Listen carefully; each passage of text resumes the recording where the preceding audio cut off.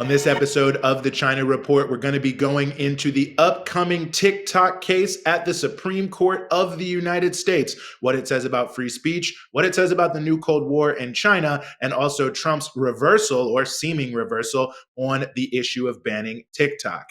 In addition, we are also going to be discussing the ongoing issues and fallout regarding the attempt to impose martial law in South Korea, which of course affects South Korea, North Korea, the broader Korean peninsula, Northeast Asia, the United States, but is also an important front in the ongoing attempts of the United States to confront and contain, and perhaps go even further than that, as it concerns China.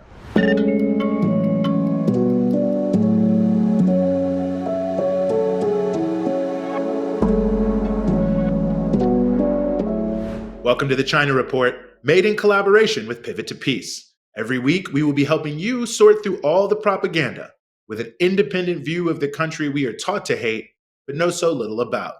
I'm your host, Eugene, sitting in for Amanda Yee, along with my co-host, KJ Noh. KJ, why don't you kick us off with some headlines?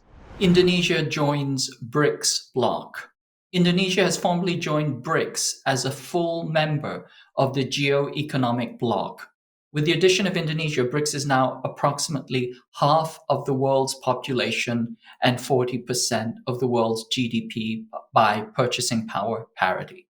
The BRICS bloc is a multipolar grouping of global South countries that is counter-hegemonic to the US-led unipolar order.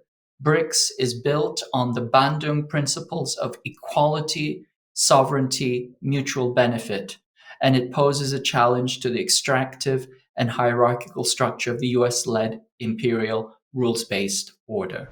Chinese Foreign Minister Wang Yi has embarked upon his first overseas trip of the year, a four-nation tour of Africa. Yi will visit Namibia, the Republic of Congo, Chad, and Nigeria.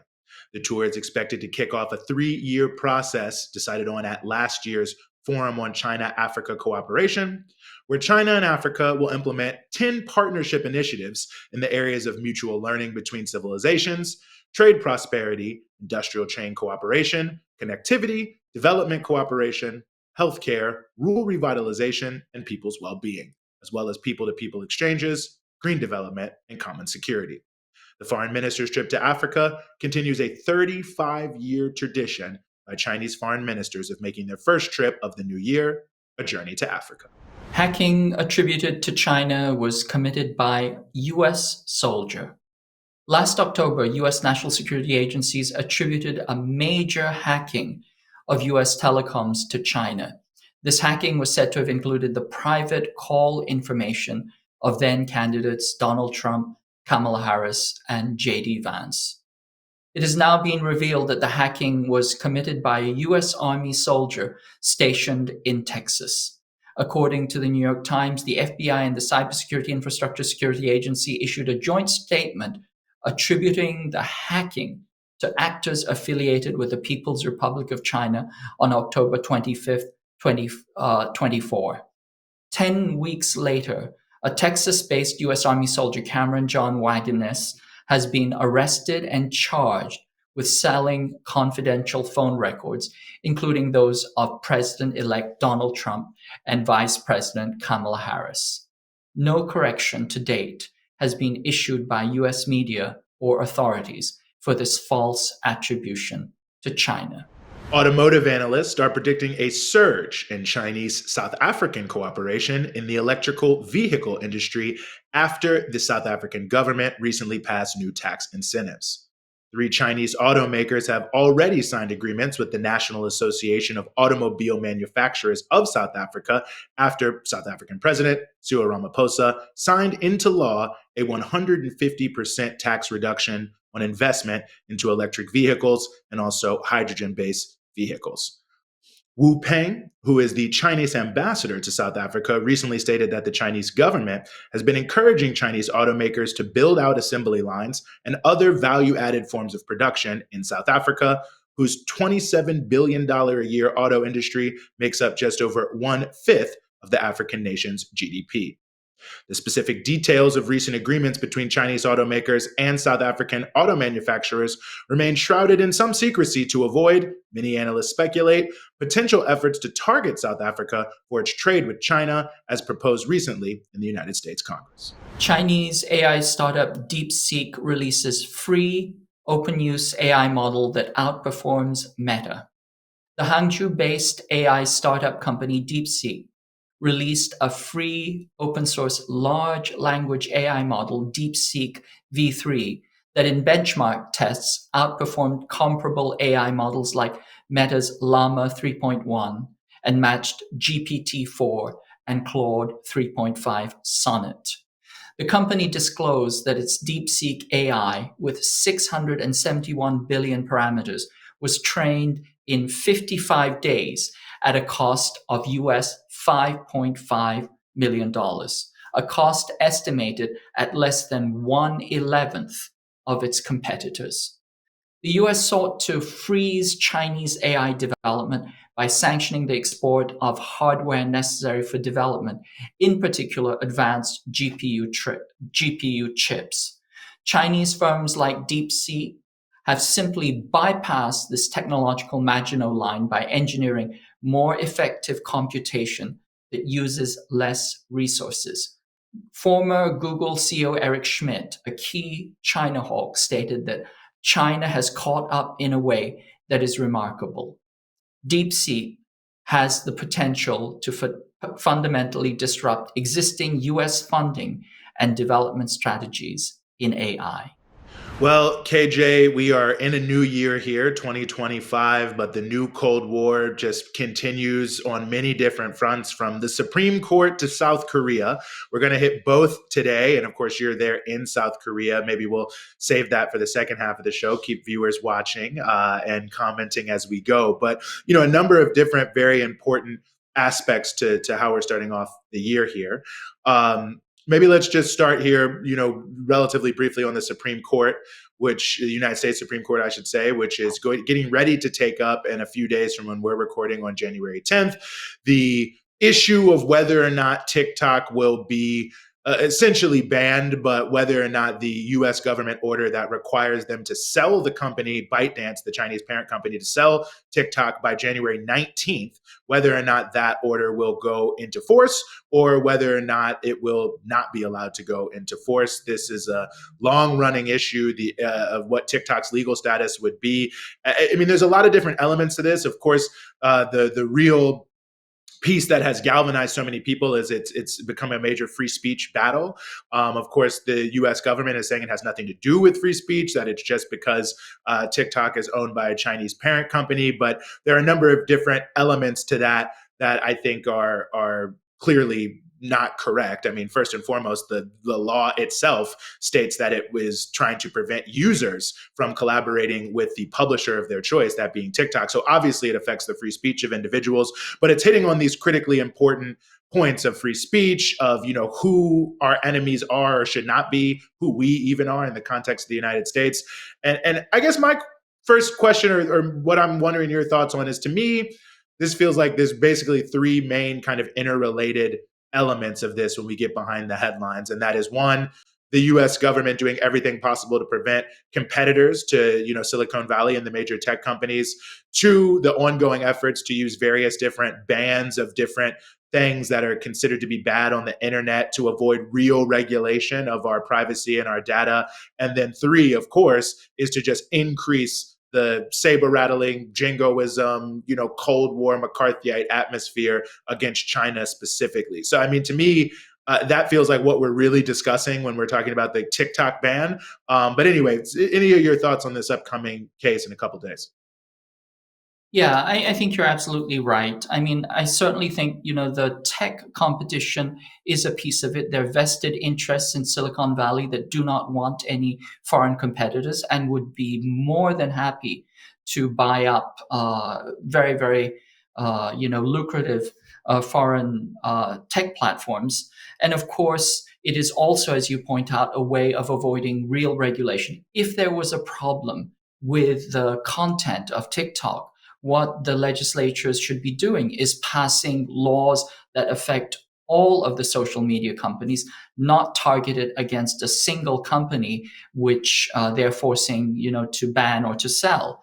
But I think the real issue, and I think you nailed it, is that it really has to do with this current moment of intensified information warfare, where the US feels that it has to have narrative dominance, and it does not have complete and total narrative dominance over TikTok. It has some control, but it does not have complete and total narrative dominance as it is used to having with the US based platforms.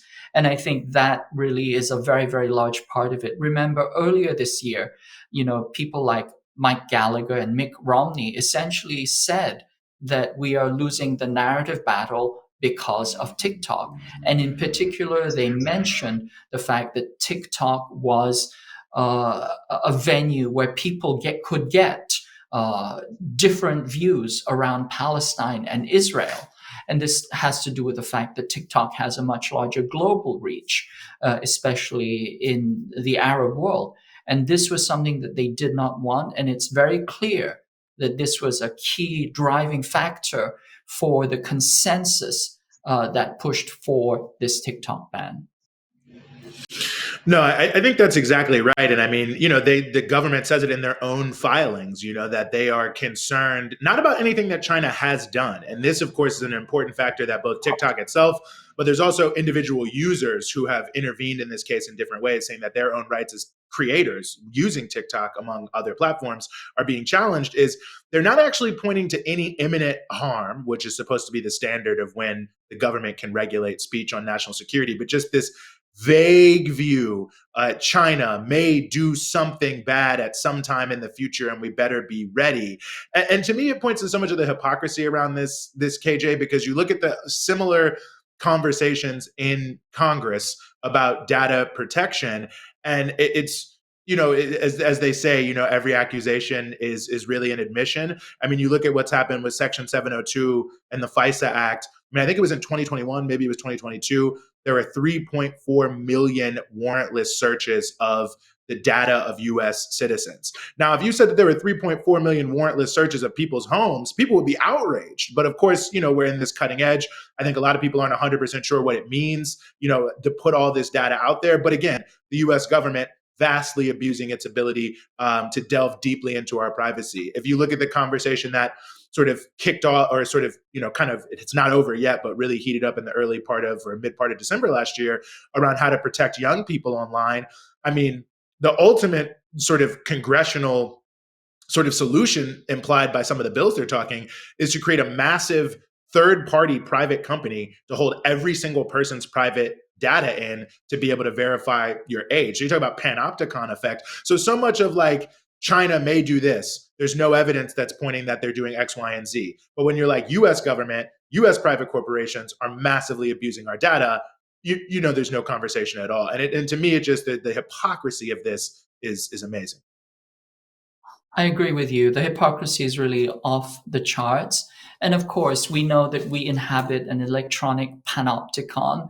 The US is surveilling almost everything, and what it isn't surveilling will certainly seek access as it sees fit. But this certainly points back to the allegations that they're making against China and against ByteDance or TikTok are really a confession. The fact is that, TikTok put a lot of money and effort into transferring its data and storing it on American soil, specifically to abide by US dictates. And it, has done everything that the US has asked it to do, but still it is not enough.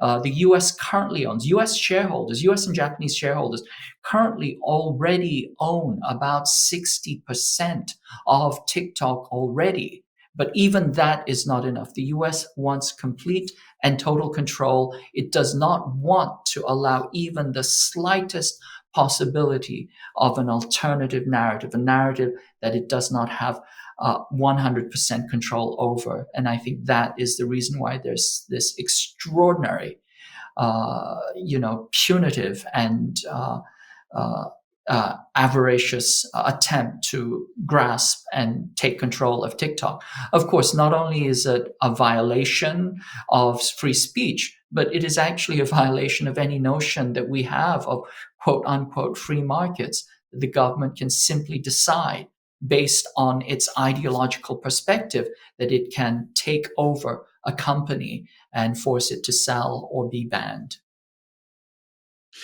And I'm so glad you hit on the issue of the 62%, ownership that is Japanese and American owners, because as you remember very well, KJ, this was the biggest complaint the U.S. had about China for so many years. They said, "Oh, well, you don't let U.S. investors invest in companies. You can't have majority ownership." And now we've seen China, not only on this front of TikTok, of ByteDance, but also I think we've seen the same thing with Tesla. We've seen similar things with BMW. Like as China is now addressing these issues in the way that, many in the United States and the West said they wanted to address, they've come up with a new problem and a new way to demonize them. And before we turn the page on this, I just want to ask you a question in regards to what you just said, because this is a big topic amongst a lot of liberal media right now, is that Jeff Yass, who is a big political donor, has donated a lot to Trump, other right-wing causes, I believe owns about 7% of ByteDance, is someone who is speaking out against the TikTok ban. Trump himself has now filed an amicus curiae brief with the Supreme Court asking them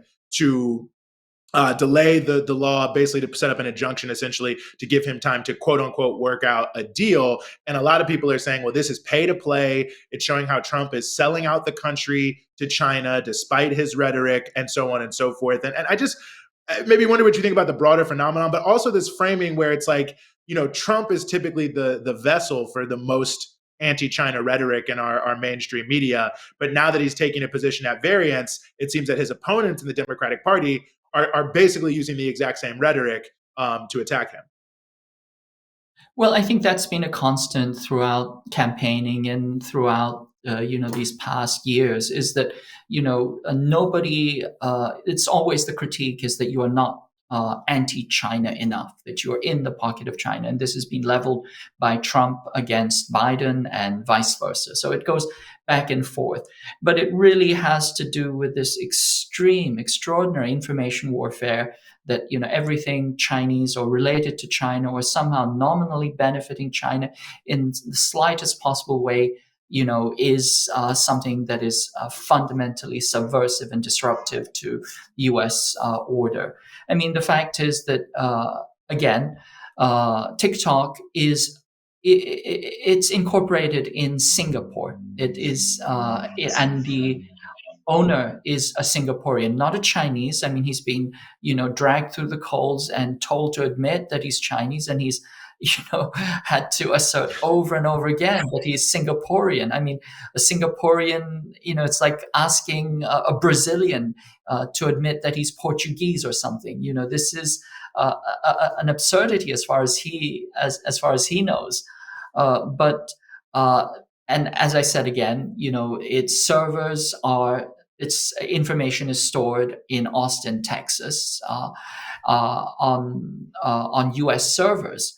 But the fact that there is any possibility that it might have any connection, that the U.S. does not have complete control, is something which is completely anathema to the national security state. And at the same time, we have the contradiction of Trump, who had a donor, Jeff Yass, who seems to be highly invested in TikTok, now wanting that injunction. I think that speaks once again to the contradictions of a capitalist system that both wants, to exploit China and at the same time geopolitically to wage war against it. So that's that contradiction coming up to the forefront. And we'll see what happens. The decision has to be rendered by the 19th. So we'll know within 2 weeks what the situation is going to be. But again, it shows the contradictory impulses of the capitalist and the neoliberal geopolitical class in the current moment. No, I think that's a critically important thing. And I'll just note for people here too, in terms of thinking about this. I mean, obviously the U.S. government is asserting that this is not a ban, that an American company could do the exact same thing, but that is highly unlikely, and I think a huge obfuscation, because ultimately, ByteDance would have to give up undoubtedly a lot of proprietary information. And since this is a fire sale and of epic proportions, now that they may only have 9 days or even shorter than that, they would have to give up so much value that it would probably be more valuable to them to shut down TikTok than to actually try to find a way to say it. So, even if it's a ban under the cover of something that is being called not a ban. And I think that the sort of semantics of all this, KJ, is always a big important aspect to it and how we think about it. And just one thing I just want to say, the CEO piece on Singapore. I mean, it's amazing that they're addressing him like this. I mean, there are members of Congress that have served in the Israeli military. And that are, or at least one, I think, Brian Mast, if I'm not mistaken, and who's a major supporter of what's happening right now, the genocide in Gaza and these terrible different things. He's not being dragged before some hearing and having his loyalty questioned. And in fact, if you even raise that he was, involved in this, they say you're anti-Semitic, but when you're the CEO of TikTok, you're not even allowed to assert your own nationality and say that Singapore is a different country than China. I mean, things that seem so obvious, but I guess I want to move to South Korea, but maybe just to ask your point about this, the sort of underlying racism of those hearings, I just feel like I hope we don't lose that in our broader discussion, because it was unbelievable to watch this gentleman be grilled in such a way by the Tom Cottons of the world. Absolutely. You're absolutely right. This notion that just because you look Chinese, you must be Chinese, and that you have to admit to being a member of the Chinese Communist Party. I mean, this is an inquisition. This is not, testimony. This is, a witch hunt, really. But I think, once again, coming back to the core dimension of this TikTok ban, let's not forget that there is an ongoing live stream genocide happening before our eyes. We know that a lot of young people are getting their information through TikTok. And TikTok is powerful because seeing is believing. More than any other social media ecosystem, you see what the truth is. And that in and of itself is something, I think, which is fundamentally shifting the discourse. It's foundationally delegitimating of the US empire and of the Israeli colonial project. And I think that is one of the key reasons why there was such a rapid and extraordinary consensus to ban TikTok. So we'll see what happens. I think that if we were really concerned about any of the issues that were ostensibly brought up, there is means and ways to do rational legislation around this. But to force a single company to sell itself because it is pretextually supposed to belong to another country, it doesn't, but that you want to shut down this channel of alternate information, I think that speaks to, as you point out, the deep hypocrisy and moral bankruptcy of the leadership class in the current moment. No, very, very well said, and a great point. And yeah, I mean, we'd have to have a whole separate show on what Congress is talking about, but it's not that. Well, another huge issue that I consider them interrelated in a way. I mean, different fronts of a similar struggle in many regards, is what is happening in the Republic of Korea, known as South Korea. You are there in South Korea right now. I'm sure our viewers probably have some sense that there was an attempt by the recently impeached President Yoon to impose martial law. That was beat back after there was significant outrage, protest, and many different actions taken by the people. There's now an ongoing legal fallout.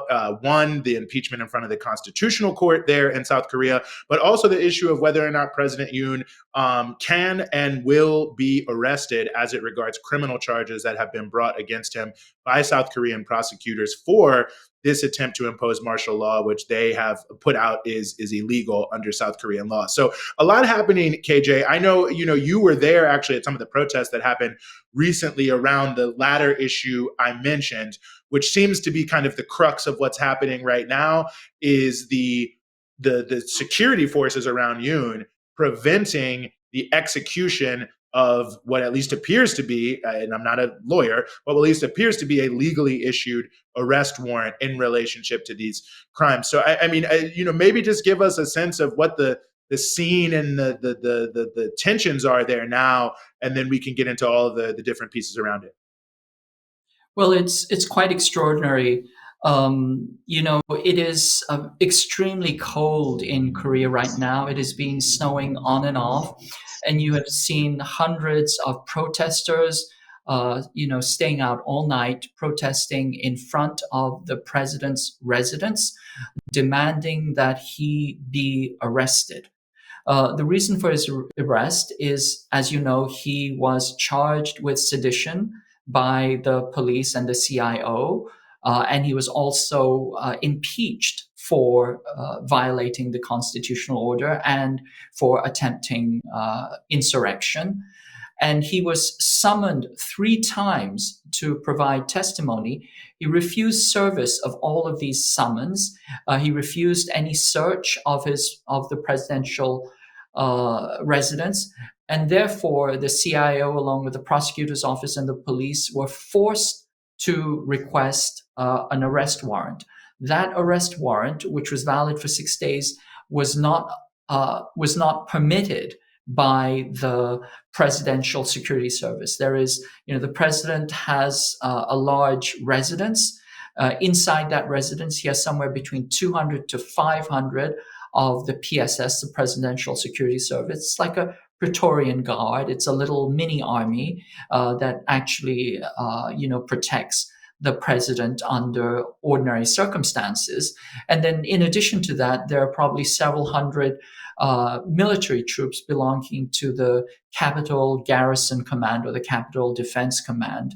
This is kind of an elite force that is designed to prevent attacks on Seoul, the capital, and they're actually an armored division.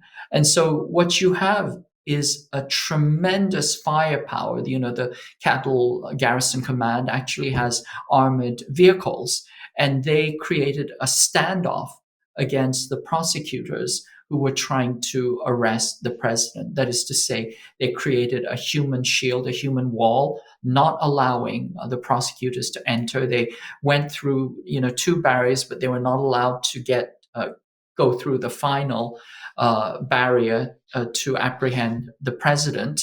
Apparently, they were carrying weapons. And this was a very, very volatile and hostile situation. I mean, literally like, gangs facing off or warlords facing off. That is the impression that Korea gives right now, that it's devolved from, quote unquote, a democratic constitutional order into warring factions, warring gangs, warring warlords, with different armies. It remains to be seen if the CIO, the prosecuting joint organization, it's leading the joint prosecution, will attempt another arrest of Yoon. They've requested that the warrant be extended because it elapsed yesterday, so they've asked for it to be renewed. There's been a lot of criticism of the CIO that they did not bring enough force to the apprehension of President Yoon. Essentially, they brought not a knife, but a banana to a gunfight. They were vastly outmatched in terms of firepower and personnel against, as I point out, essentially what is, a private army of elite forces that are currently allowing Yoon to continue his insurrection. And then the questions come up, to what extent is the acting president abdicating his duty to make sure that this proceeds properly, because he actually has control over the Presidential Security Service. Ultimately, they report to him. So he could have facilitated the entire process. And then questions around whether the CIO itself is acting as forcefully as it needs to. But whatever happens, we're in a very, very high risk and sticky situation right now in Korea. No, I think that's a very well taken point. I was recently watching a little bit of the handover from the old U.S. commander to the new U.S. commander, and I learned something I did not know, that the U.S. forces in Korea's motto is "Fight tonight." i.e., like be ready to fight, at right now, like tonight, like at any notice. And the whole thing was so bellicose. It was, my message I'm leaving to you as I go back to the United States is continue to train, continue to do this, make fight tonight, not just a slogan, but the reality. Like, I mean, you would think in a moment of great tension like this that you would not be aggressively stressing war, but of course he was. And I mean, to me, it just brings me to sort of the obvious reality here. Why is the U.S. even in South Korea in the first place, and what is the U.S. policy in Northeast Asia really all about? And I mean, obviously, of course, the relationships on the Korean Peninsula, what we know as North Korea, the Democratic People's Republic of Korea, that is an important part of this conversation. But it sort of beggars belief to think that all of this is really just about the DPRK. I mean, it seems that when you look at why the U.S. is not only so embedded in the Korean Peninsula, but why historically they have backed so many of these extremely militaristic, warlike type governments at the expense of democracy in South Korea, is to have sort of a tip of the spear against China. I mean, to some degree, Russia, the former Soviet Union, but really against China.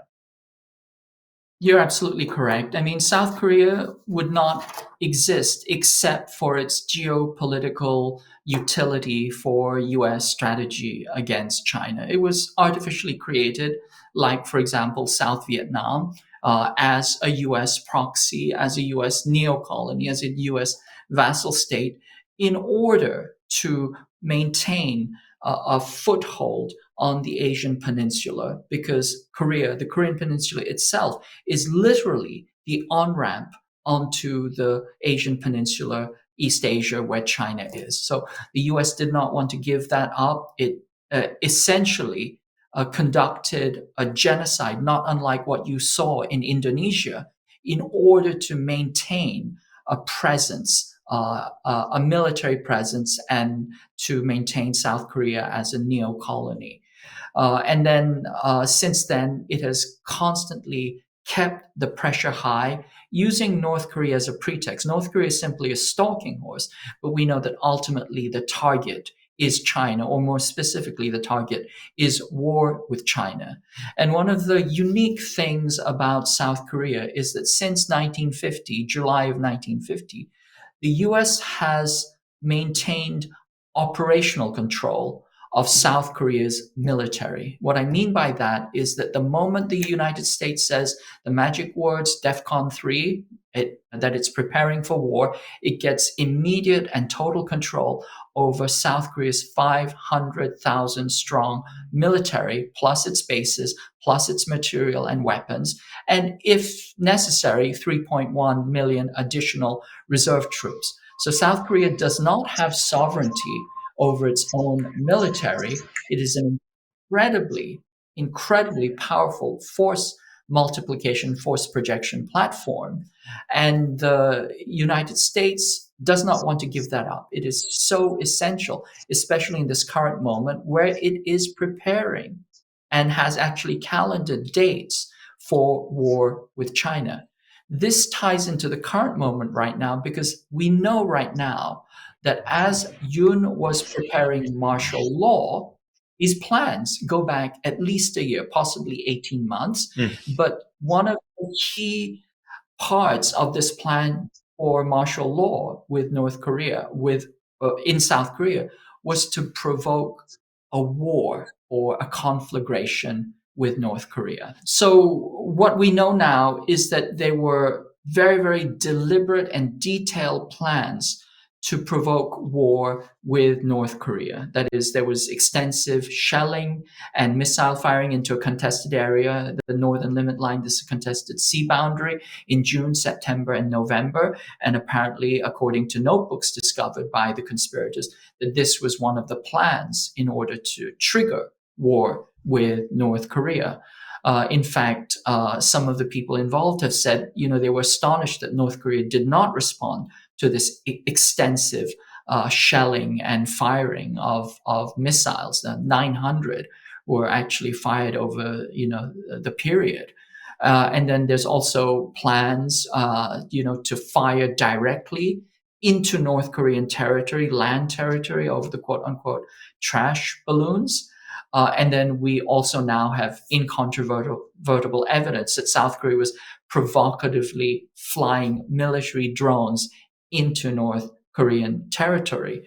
And then, of course, as Chu Hyun Park has said before, there were reported plans to kill opposition leaders and blame North Korea for these attacks. Now, this was largely a single witness testimony, but this has been somewhat corroborated because a military uniform company in South Korea has produced a receipt and said that they manufactured and delivered 170 North Korean uniforms for the Korean military. And so, again, this corroborates these plans, that the plan was to kill off military, political leaders, blame North Korea, and then discover North Korean uniforms. It adds another piece, circumstantial evidence to that allegation. There's also, reports that there were false flag attacks that were planned on U.S. assets, in particular THAAD missile batteries and F-35 stationed, in the south.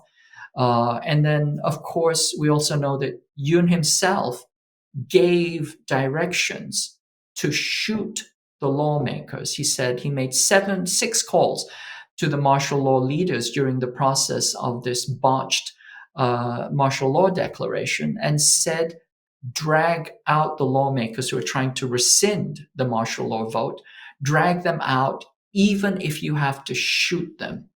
And he said that he was willing to declare martial law again, 2, 3 times if it's necessary. And then last but not least, there were plans clearly to torture and nullify the general election that had put the opposition party into the legislature. We have found that, special forces troops were not only carrying 50,000 rounds of ammunition, they were carrying 50,000 rounds of ammunition. That's a preparation for a bloodbath. But they were also carrying zip ties, blindfolds, baseball bats, pliers, ice picks. And, I ask you, if you're carrying a baseball bat and you're not carrying baseball gloves and baseball balls, we know what those baseball bats are for. But ice picks and hammers, pliers, clearly there were plans to torture the people who would have been kidnapped and taken away to black sites. In fact, one of the coup conspirators, No Sang-won, who's former defense counterintelligence chief, said that he would personally F up the Central Electoral Commission chief until the chief confessed that the general election was fraudulent. And of course, all of these things would have been used as justification for martial law. But I think the key thing to highlight is that these extensive attempts to provoke war with North Korea, it's kind of extraordinary. And again, if war breaks out with North Korea, by treaty, the United States gets immediate operational control over all of South Korea's troops. So essentially, you would have a situation under which South Korea becomes a military dictatorship, and the United States has control over South Korea's troops. Cui bono? Who benefits? How would that work out for U.S. geostrategy? I think we don't have to think too hard how convenient that would be. And I think it all goes back to the point that Yoon himself was Washington's man in Seoul. The U.S. has said over and over again, while refusing to condemn the coup, they've said there is no daylight between us and the South Korean government. Our alliance is ironclad, meaning do not think of anything, do not go off the reservation. What we have agreed with Yoon has to remain constant.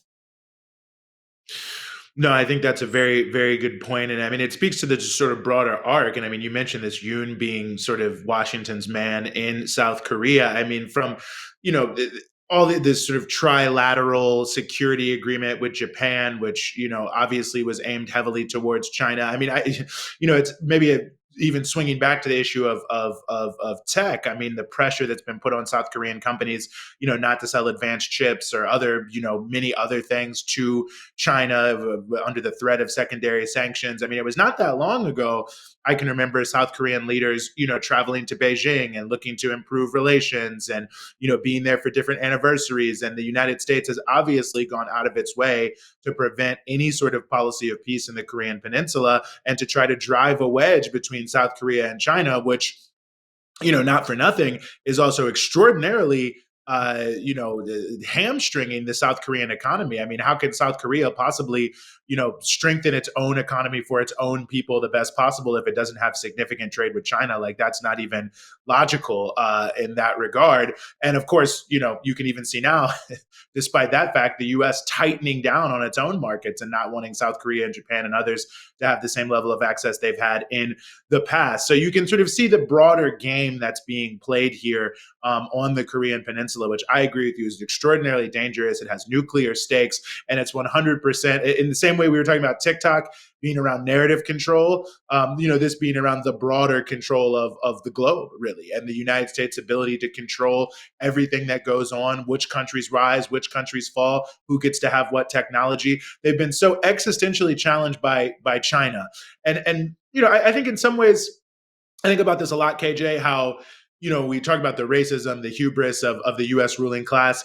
I really don't think they ever thought collaboration with China could challenge them, could hurt them. I mean, I could be wrong about this. I'm going into people's inner thoughts, but I think they felt like these Chinese will just always remain kind of our poor vassals. They'll make our bikes and our shoes, but they don't have it in them to really, challenge us. But when Chinese people have shown, well, look, like, we also have ideas and technology and intelligent and smart, hardworking people, and we have our own industries and our own companies, it has shocked America into, or the American ruling class, I should say, into this sense of intense fear, to where they will do things that will risk nuclear war because it's so shocking to them that their own sort of suppositions about how their strategies would work out have not worked out the way they had hoped in terms of U.S. China relations. And now it's like anything goes, including going back to the old policy of military dictatorship in South Korea. Because as you were pointing out, and as you actually pointed out, I remember in your counterpunch piece almost originally after the martial law, of course, I don't know, but it's just hard to believe, just from everything the U.S. says about how close they are to the South Korean military, what you said about the relationships as well, that they couldn't have had some indication, if not a direct heads up, that this was going to happen. Yeah, you're absolutely right. I mean, the South Korean military trained, 250 days of military exercises last year with the U.S. military, including 20 strategic military exercises. Of the most tightly integrated forces are the special warfare forces. These were the forces that were actually sent to the National Assembly to shut it down, in order to prevent the lawmakers from rescinding the martial law declaration. And of course, the entire system is tightly surveilled. Everything that happens on the South Korean peninsula is known to the United States, if for no other reason than there are 28,000 US troops. It's a very tightly packed dance floor, if you will. You have to signal all the time. Everybody has to signal what they're doing and signal it very clearly. Otherwise, you are going to get, friendly fire incidents very, very rapidly. It is probably the most militarized peninsula on the planet, with surveillance and missiles, pointing in this, pointing everywhere. So it's impossible. I assert that it is impossible for the United States not to have had knowledge of what was going, and very likely that it would have had foreknowledge, because we know that the martial law plans were so extensive. There were 3 martial law commands that were set up with 25 sub-commands to be implemented immediately. There was going to be the movement of large mechanized divisions into Seoul. Once again, you don't get to move a mechanized division from one place to another without coordinating with the Combined Forces Command, because the Combined Forces Command ultimately has control over all of the troops in the United States, the CFC, Combined Forces Command, is led by a US four-star general. So it is highly, highly unlikely that the US, A, did not know, B, did not see the potential benefit of martial law and of taking over operational control over South Korean troops. And it all ties back to what you've said, is that all of this is in preparation for war with China. Dates have been calendared according to US top level statements. But the existential challenge that China poses, as you point out originally, the US engagement with China was originally a regime change operation. It wasn't for China's benefit. The idea was to occupy China so that it would become one large Haiti, one large industrial workshop for the United States. It was not supposed to develop. It was supposed to remain, a tenant farmer on the U.S. plantation. And when China developed on its own terms, and it showed that its system was not only viable, but actually more effective and more, developmentally strong than the United States. For example, in 2008, the U.S., the Western global financial system fell down around its ears. And the US actually had to go to China and ask for a bailout. That is the point at which the daggers came out. And the US decided that it realized that China was no longer going to be, a subservient producer, a large Haiti for the United States. And at the same time, the counterposing view, this was the Hillary Clintons of the world, they realized that it was not going to collapse of its own accord, of its own contradictions, that it was just a big Soviet Union waiting to collapse from its own internal contradictions. They realized that it was not going to collapse by itself and that it was not going to stay subservient. And therefore, that's when the daggers came out. That's when they decided it needed a good push down the stairs. And that's when this strategy of war was developed, what we call air-sea battle, which comes out of air-land battle, which was the doctrine of war against the Soviet Union, which actually comes out of Israeli war doctrine from the Yom Kippur War. We know air-land battle colloquially as shock and awe. Starting around 2009, the US prepared a shock and awe war doctrine against China called air-sea battle. And then very rapidly, it also created, a geostrategic encirclement plan called the pivot to Asia, along with an economic plan of takedown called the Trans-Pacific Partnership. There's been a continuous escalation of these plans and, continuity across all three administrations since the Obama administration kicked this off. And it is, coming to a boil at this point. The U.S. realizes that it needs to act sooner rather than later because China is consistently developing. It is not going to collapse. It is not a Soviet Union. And, I worry because not only is the U.S. rapidly escalating to kinetic war, but it's my opinion that the U.S. has a nuclear doctrine of war against China. That is, if you read all the high-level, documents that are circulating in Washington right now, they are urging the United States to integrate nuclear warfare into training, exercises, and doctrine in a seamless way in preparation for war against China. In other words, as Norman Finkelstein said recently, he said they're perfectly capable of nuking China. In fact, that's probably what they're planning right now. I think that really just brings home the stakes for just the average person who is engaging with this news and these issues. And we talked about it a little earlier.